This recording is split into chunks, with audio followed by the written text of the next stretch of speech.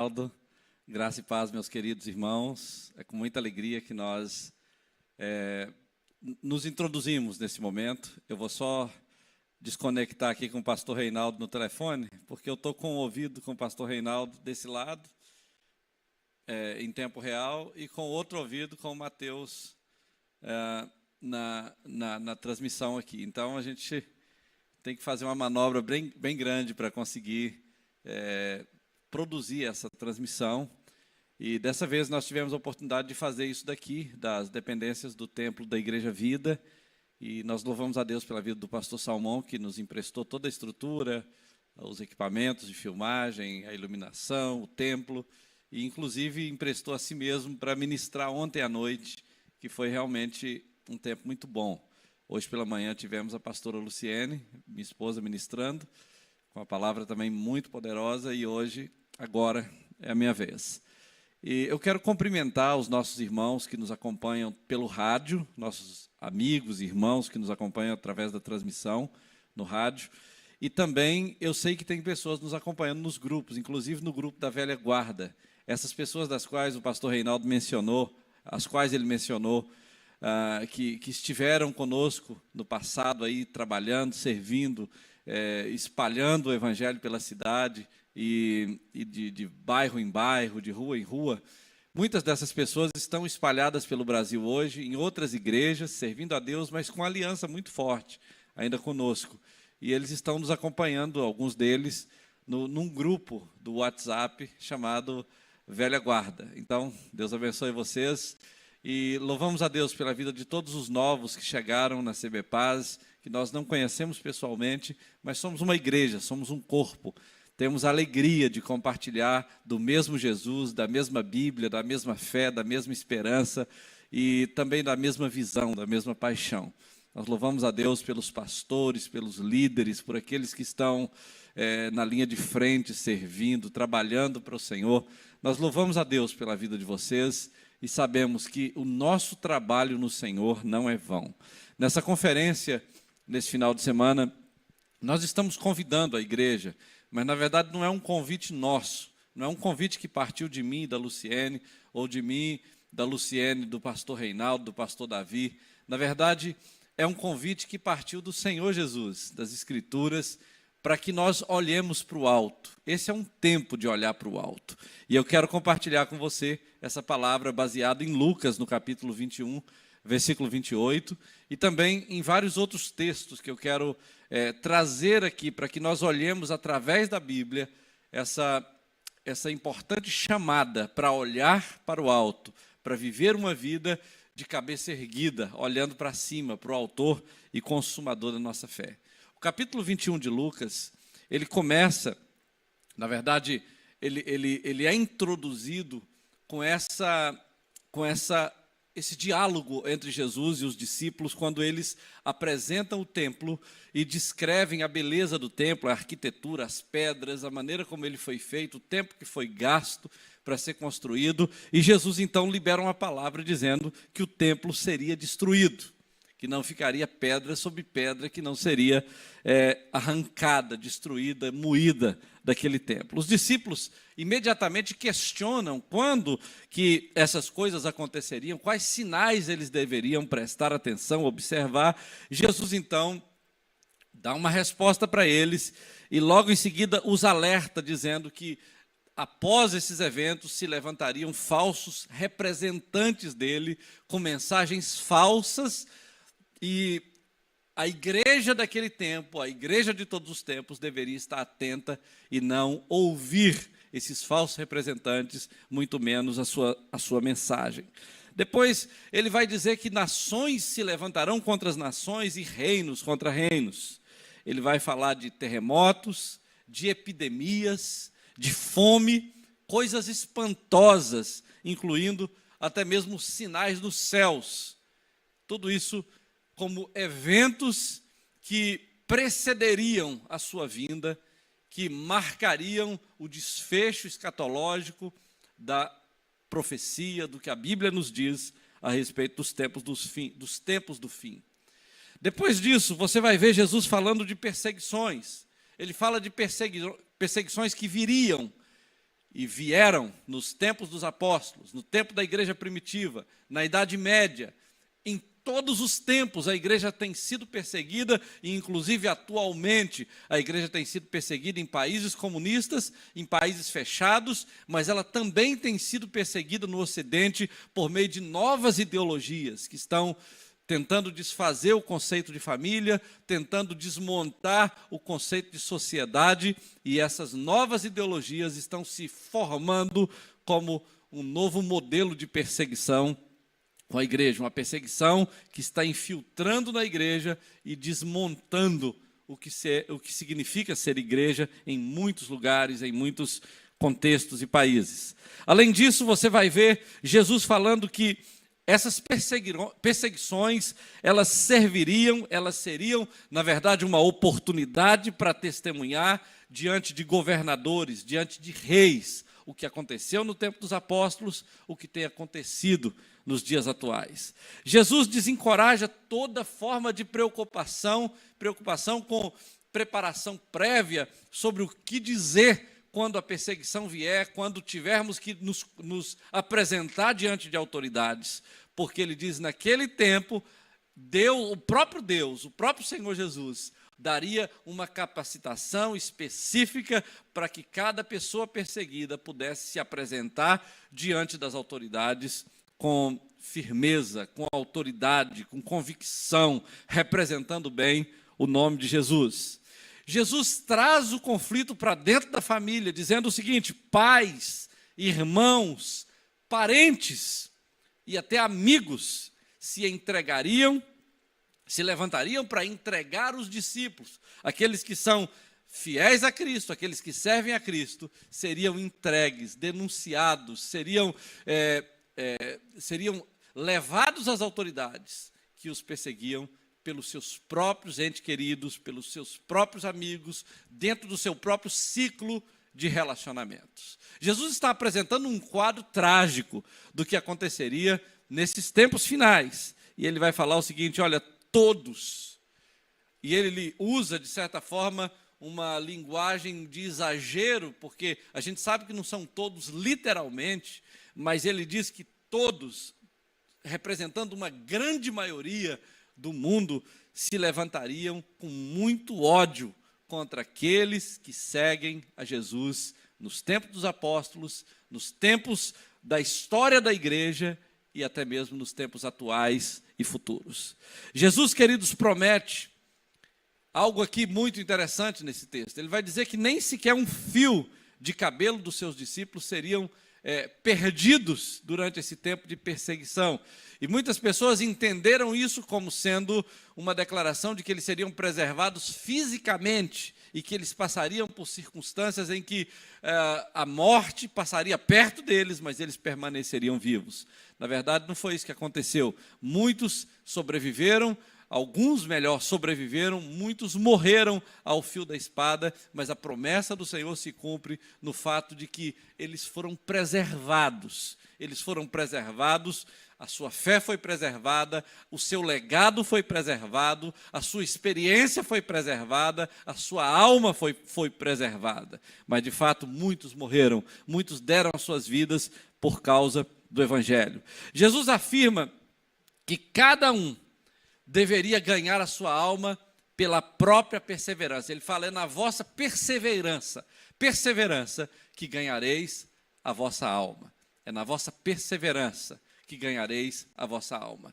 É muito comum desistir em tempo de perseguições. É muito comum desistir quando as aflições vêm. Mas ele diz, é na vossa perseverança que ganhareis as vossas almas. Jesus dá uma referência histórica a respeito do que aconteceria, e ele fala da devastação que marcaria a revolta global contra Israel, e ela de fato aconteceu no ano 70 depois de Cristo, quando quando o general Tito invadiu Jerusalém com seu exército e devastou tudo, mandou moer até as fundações do templo de Jerusalém, do templo judeu, para que ele tentasse encontrar ouro, algum tipo de relíquia no meio daquilo tudo ali, mas na verdade tudo isso para se cumprir a profecia. Israel foi devastada, o povo foi disperso pelo mundo, muitos morreram, e aí Jesus fala o seguinte, olha, ele aconselha, na verdade, nesse texto, para que pudesse haver uma fuga em massa de Jerusalém nesse tempo. Ele diz, olha, se você está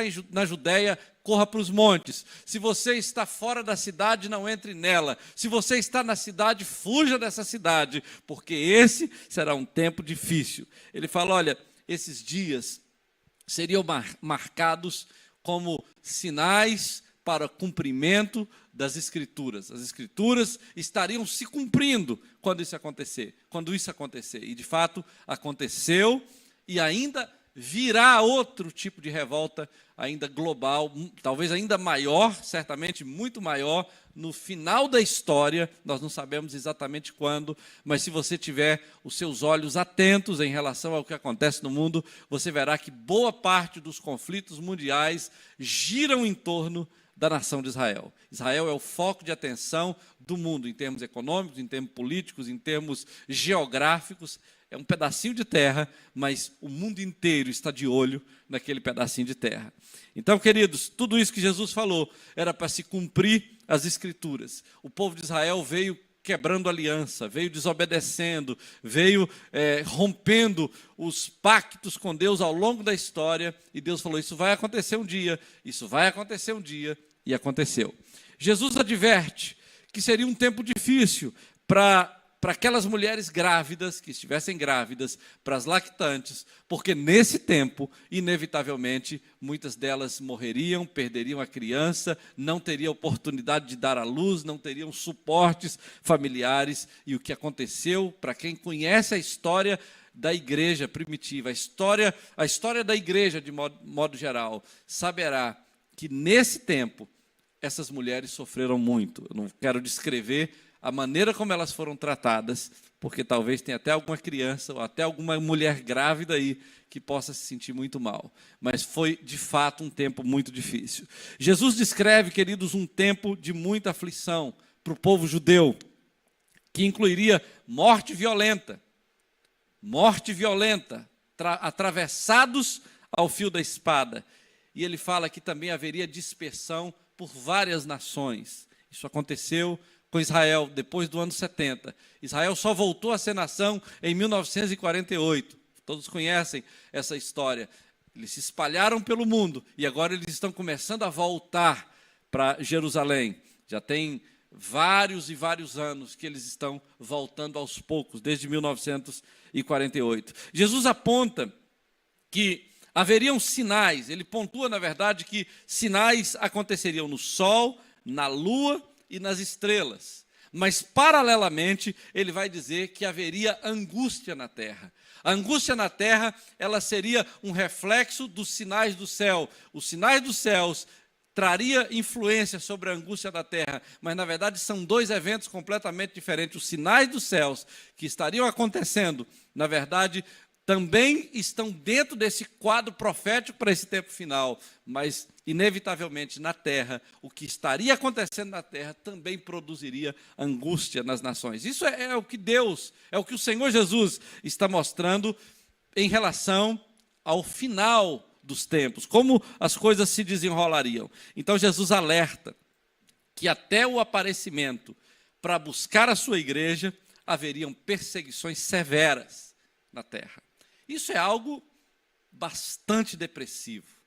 Isso é algo bastante preocupante para quem está na igreja esperando o melhor, esperando viver as conquistas que Deus tem para a sua vida e toda essa promessa de um mundo melhor que a teologia moderna tem trazido. A pastora Luciane abordou bastante esse tema hoje pela manhã, e de repente você lê a Bíblia e ela te apresenta um quadro depressivo como esse, você fala, tem alguma coisa errada, ou comigo, ou com a teologia que eu estou seguindo, ou com a minha leitura das Escrituras, mas na verdade essa é a previsão das Escrituras. Então Jesus traz no versículo 28, uma declaração, olha, quando todas essas coisas começarem a acontecer, quando tudo isso que eu acabei de descrever, parafraseadamente, começarem a acontecer, olhai para o alto, erguei a vossa cabeça. Pastor Salmão ontem ministrou aqui dizendo o seguinte, no termo grego, para erguer a cabeça, significa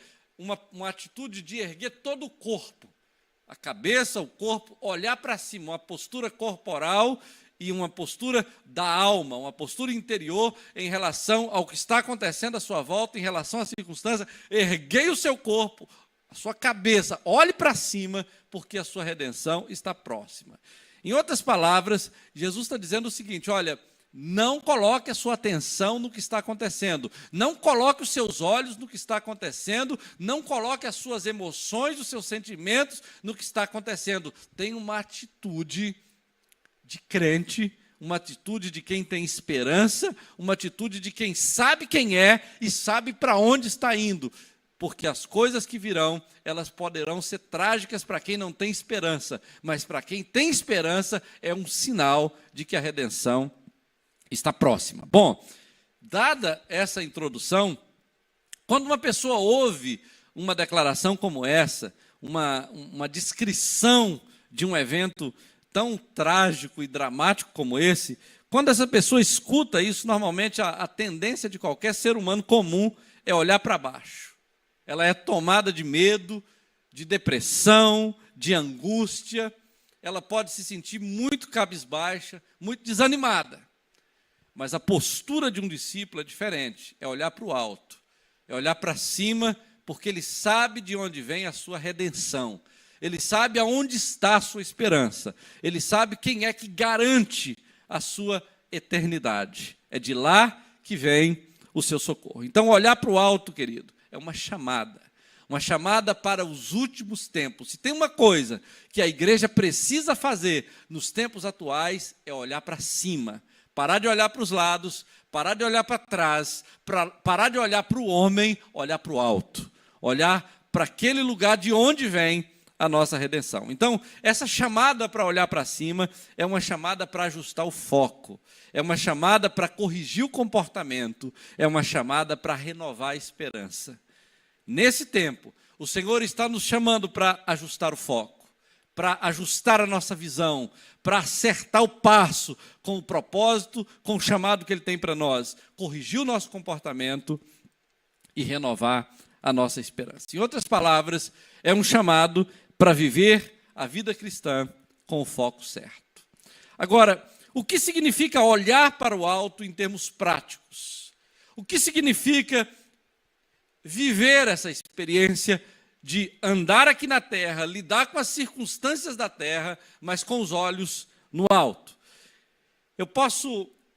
Será que tem alguma maneira que eu possa saber, em que eu possa saber que eu estou olhando para o alto, ou se eu não estou olhando para o alto? Essa é uma pergunta que cada um de nós temos que fazer. Hoje eu quero olhar com você, através da Bíblia, algumas experiências de homens, ou algumas declarações de homens bíblicos que viveram a experiência de andar na terra olhando para o alto, mesmo sabendo que eles não estavam nos tempos finais.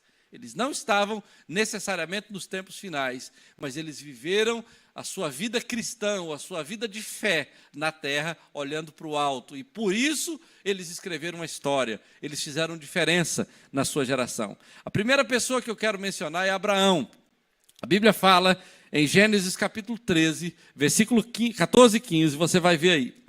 Gênesis 13, 14 e 15 é um convite que Deus faz a Abraão para ele olhar para o alto e ampliar a sua visão, para ele ver o futuro na perspectiva da promessa de Deus, para ele enxergar os planos de Deus, tanto em termos pessoais, quanto em termos geracionais, porque o que Deus estava fazendo na vida de Abraão não tinha a ver apenas com ele, mas tinha a ver com a sua geração, com a sua descendência.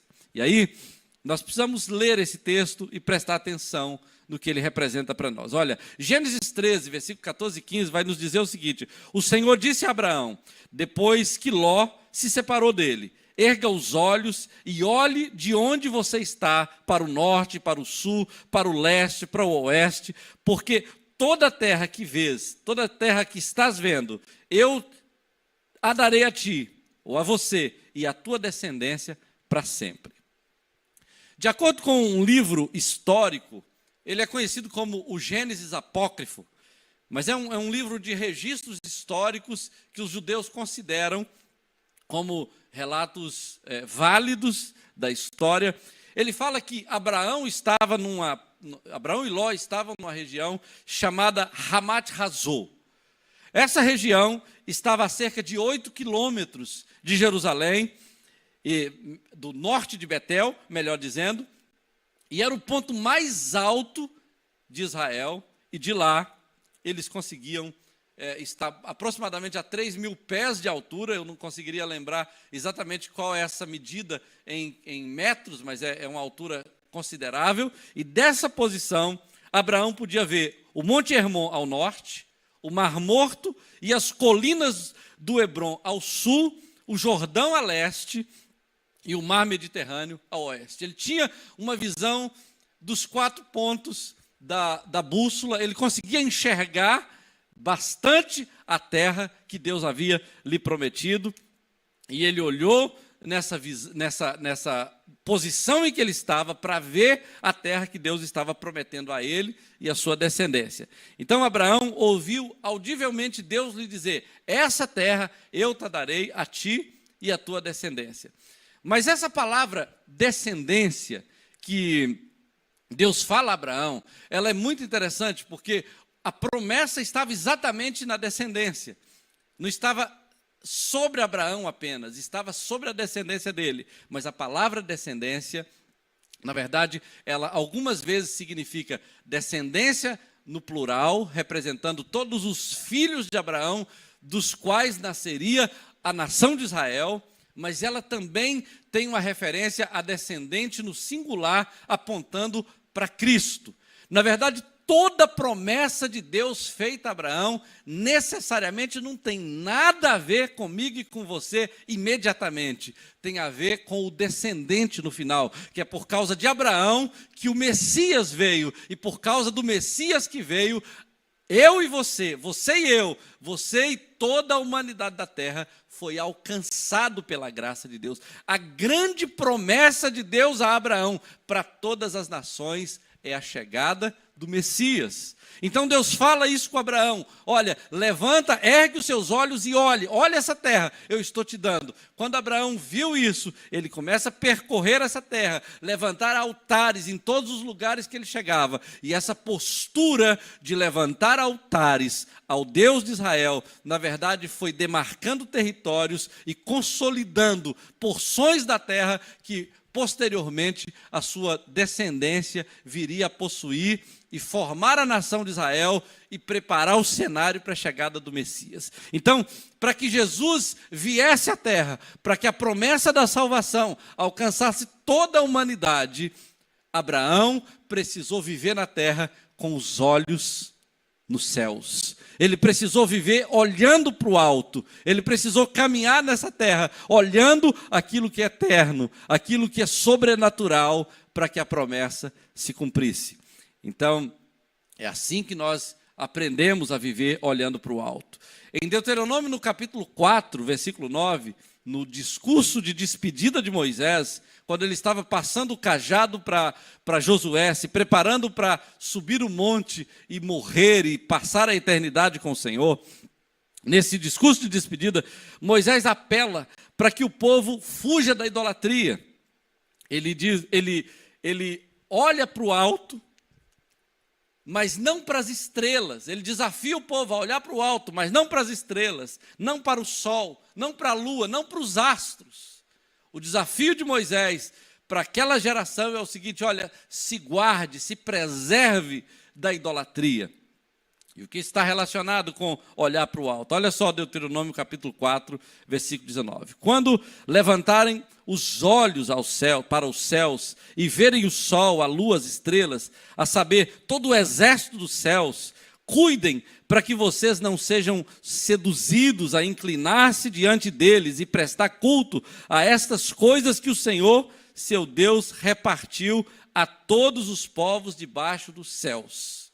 A mensagem de Moisés a esse povo é o seguinte: olha, cuidado com a idolatria.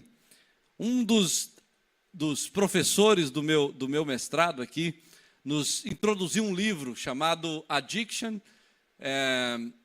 O livro é falando sobre vícios, e ele fala que é um banquete no túmulo. O autor é um pastor presbiteriano chamado Edward Welk.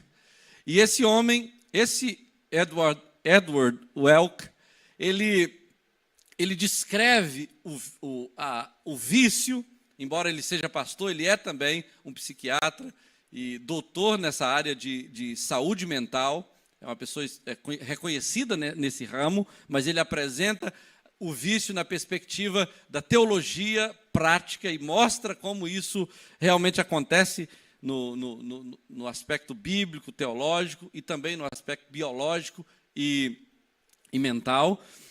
E ele então vai dizer o seguinte, olha, que todo pecado é resumido como idolatria. E a proibição da idolatria é, em última análise, por causa dos ídolos do coração.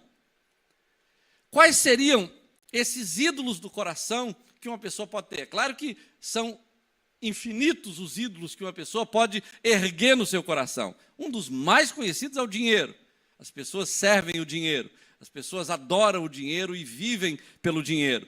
Mas existem outros. Tem pessoas que fazem dos filhos os seus ídolos. E quando os filhos crescem, casam, vão embora para a faculdade, ou vão viver a sua vida, ou morrem, ou acontece qualquer tragédia, normalmente o casamento dessa pessoa acaba, normalmente a vida dessa pessoa acaba. Alguns se matam porque a vida perdeu o sentido, porque o ídolo que eles tinham foi embora das suas casas. Mas outros colocam o cônjuge como ídolo, outros colocam a carreira profissional como ídolo, a carreira acadêmica como ídolo, alguns colocam hábitos como ídolo e outros colocam o próprio prazer, a satisfação do prazer sexual, do prazer talvez de comer uma determinada comida ou beber uma determinada bebida ou qualquer outro tipo de prazer, e inclusive algumas das compulsões que a pessoa tem passam a ser os seus ídolos. Não dá tempo de nós listarmos todos os tipos de ídolos que podem ser levantados no coração.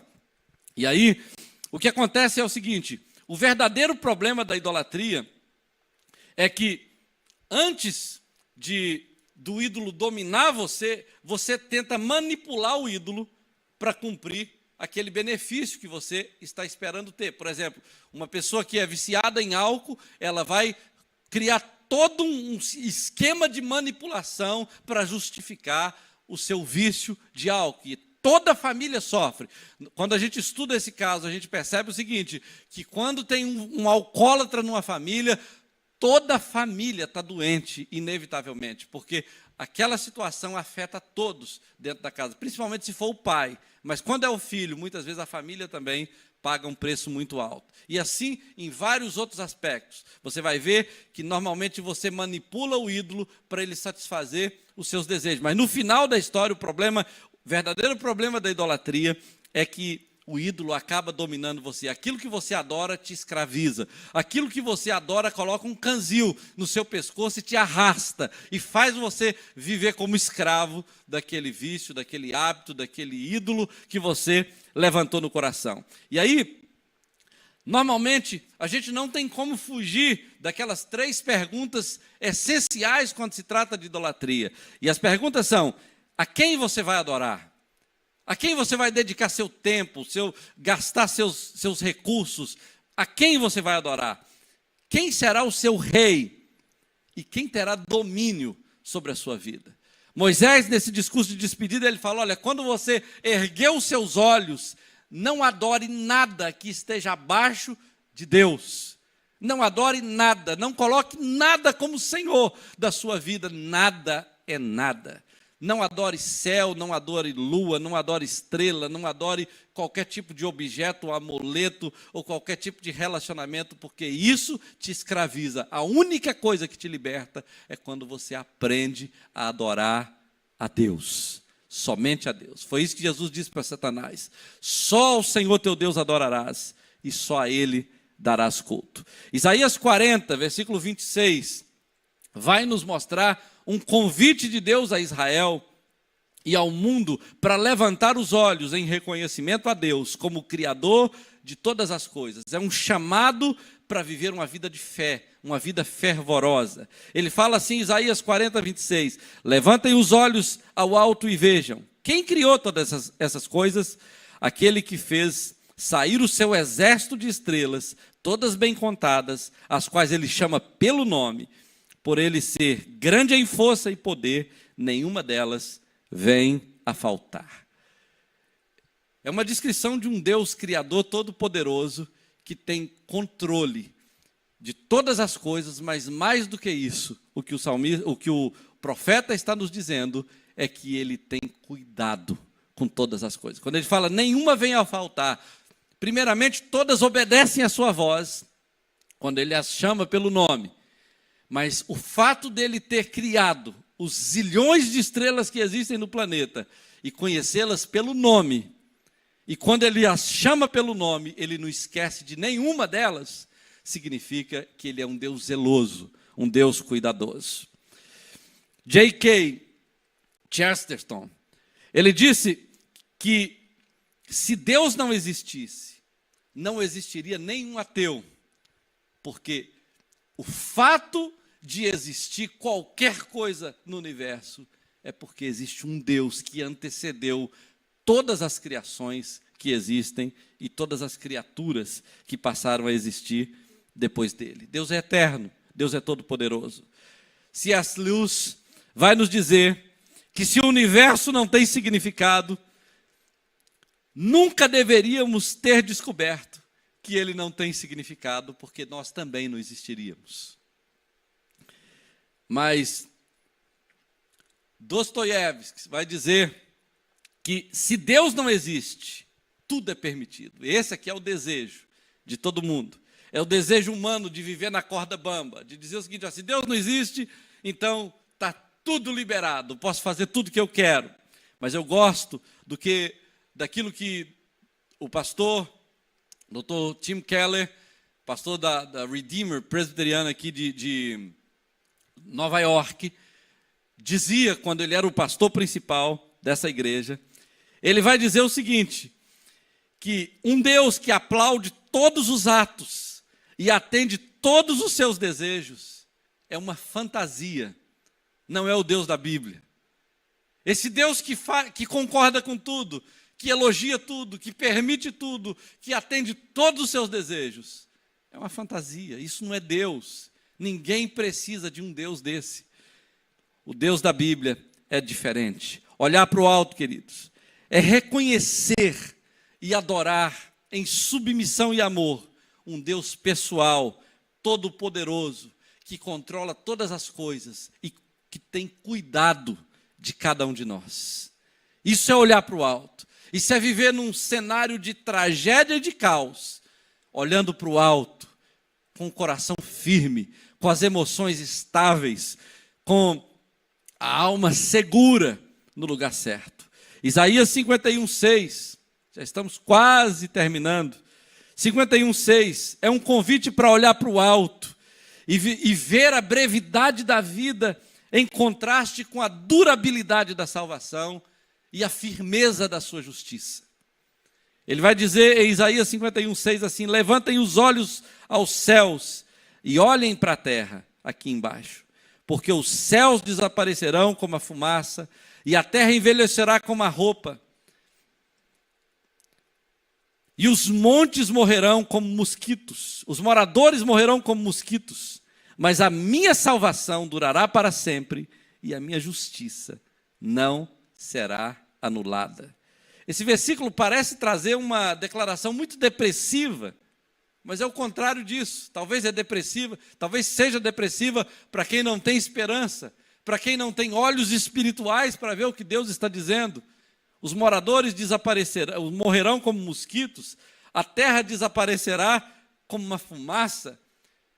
Aquilo que parece eterno aos nossos olhos, aquilo que parece que tem bilhões de anos na perspectiva da ciência, na verdade, aos olhos de Deus, na perspectiva da eternidade, vão desaparecer como fumaça. Tudo isso vai desaparecer como fumaça. E ele vai dizer o seguinte, os moradores da terra desaparecerão como mosquito. E aí, ou morrerão como mosquitos. E é interessante isso, porque essa linguagem figurada da Bíblia fala muito conosco. Por que ele fala morrerão como mosquito? Uma das explicações muito simples é que a vida do mosquito é muito breve. Por exemplo, uma mosquita do sexo feminino, porque existe mosquito e mosquita, Por isso que saem mosquitinhos todo dia, né? E eles multiplicam muito rápido. Então, uma mosquitinha fêmea, ela vive mais ou menos 42 a 56 dias e morre. Acabou. É só isso que ela tem. Mas, lamentavelmente, como inclusive na raça humana isso também acontece, os homens têm uma vida muito mais curta. Os mosquitos machos só vivem apenas 10 dias. 10 dias, 10 dias para fazer todo o trabalho que ele faz, perturbar todo mundo que ele pode perturbar e simplesmente morre. Então, se algum mosquito chegar na sua casa, saiba, ó, os dias dele estão contados. Pode avisar para ele, olha, só 10 dias. Se você já tem um dia de vida, só faltam 9 para você. Está acabando, tchau. Não precisa nem matá-lo, porque ele morre sozinho. Se quiser também, pode matá-lo. Não há nenhum crime matar um mosquito. Mas, veja bem, Deus vai nos desafiar a enxergar, na perspectiva da eternidade, que a vida, as coisas materiais, o mundo físico é muito, muito passageiro. Passa muito rápido. Mas a salvação e a justiça têm uma durabilidade e uma firmeza eterna, eternos, inabaláveis. E é nesse ponto que a nossa esperança tem que estar. É por isso que os meus olhos têm que estar para cima. Eu não posso colocar meus olhos naquilo que é temporal, naquilo que passa, naquilo que desaparece como fumaça, naquilo que morre como mosquito. Porque, pode ter certeza, boa parte daquilo que você está experimentando aqui na terra, por muito que seja, é um sopro quando a sua hora chegar. Vai passar, vai ter passado. Por mais que tenha sido intenso, por mais que tenha sido muito na sua perspectiva, diante da perspectiva da eternidade, é um sopro. E por último, sabendo de tudo isso, olhar para cima nos traz também um entendimento a respeito de missão. E em João 4,35, para nós terminarmos, Jesus convida os seus discípulos, e isso inclui a cada um de nós, porque ele já fala isso na perspectiva da era da igreja, para olharem para o alto, a fim de gerar um despertamento em termos de missão pessoal e de missão orgânica.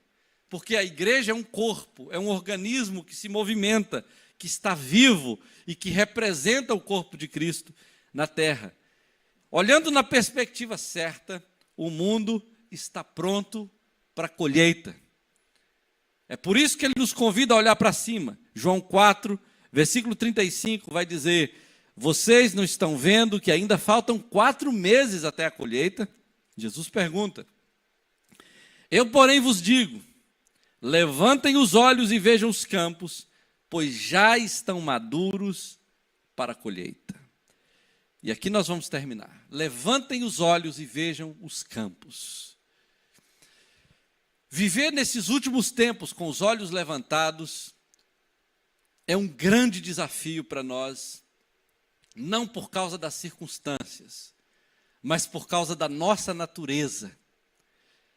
Santo Agostinho, lá nos primeiros séculos da igreja, ele cunhou um termo, chamado, em latim, na verdade, chamado incurvatus in si.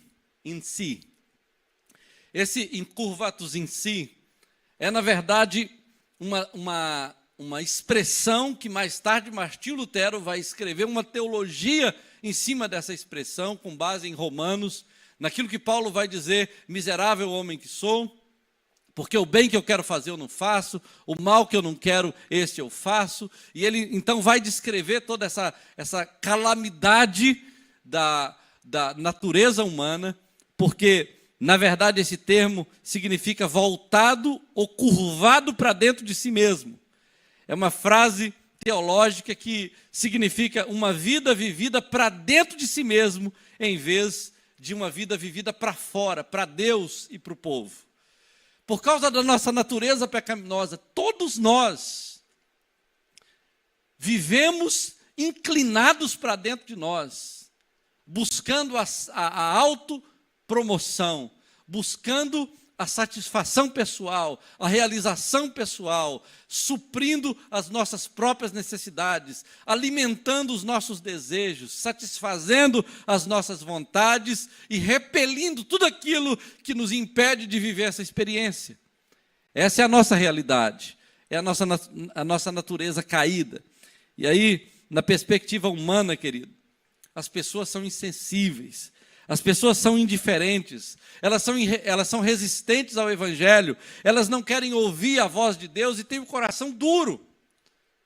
Mas nós acreditamos nessa mentira porque nós estamos inclinados para dentro de nós mesmos, porque nós estamos adorando a nós mesmos, nós estamos cultuando a nossa alma, nós estamos servindo a nossa vontade. E então Jesus fala assim, vocês não dizem que faltam 4 meses para a colheita? Eu, porém, vos digo, erguei os olhos, erguei os vossos olhos, erguei os vossos olhos, levantem os vossos olhos e vejam os campos, porque eles já estão brancos para a ceifa. E aí, na perspectiva de Deus, quando você olha para cima, você pode ver os campos brancos para a ceifa. O mundo está aberto, está preparado, está de coração aberto e sedento para ser alimentado e suprido. Uma pesquisa da Lifeway Research constatou em uma das suas recentes pesquisas que 48% dos americanos, em termos gerais, acreditam na Bíblia. 71% deles acreditam na Trindade. Em torno de 87% deles acreditam na vida após a morte. Tudo isso é um sinal de que, embora as pessoas vivam uma vida secular voltadas para si mesmas, elas têm um ponto de contato através do qual o Evangelho pode transformá-las, pode alcançá-las. Mas elas não são alcançadas por causa da nossa natureza que está voltada para si mesmo. Quando o Senhor fala, olha, quando virdes todas essas coisas acontecerem, ao invés de ficarem depressivos, ao invés de ficarem cabisbaixos, de ficarem com medo, de ficarem especulando qual a trombeta do Apocalipse que está se cumprindo, qual o trono que vai ser erguido, qual vai ser o chifre da besta, não sei das quantas, que vai aparecer para trazer a tragédia não sei da onde. Em vez de ficar preocupado com esses eventos, olhe para o alto e cumpra a sua missão. Olhe para o alto e descubra qual o propósito de Deus para você como igreja, para você como pessoa, nesse tempo, nessa geração. E então a sua vida passará a ter um sentido.